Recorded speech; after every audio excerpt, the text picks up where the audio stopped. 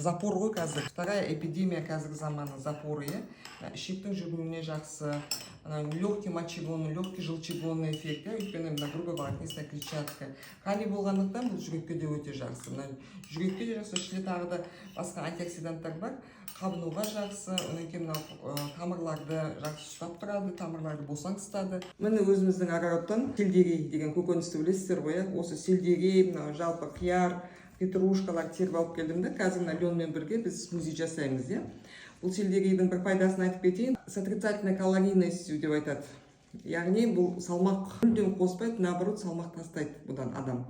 Яғни салмақ тастаушылардың диетасына кіреді. Ең бастысы осы сельдерей, өйткені бұл жерде грубая волокнистая клетчатка деп айтамыз. Ішті жүргізу, іштің жаңағы қатпауына қатты әсер етеді.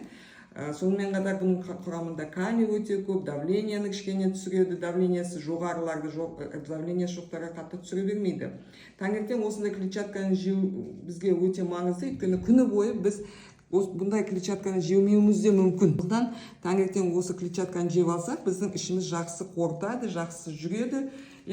Содан кейін үстінен не құйсаңыз да, қандай тамақ ішсеңіз де, яғни сізге ол пайдалы болады, өйткені уже сізде клетчатка бар таңертеңнен.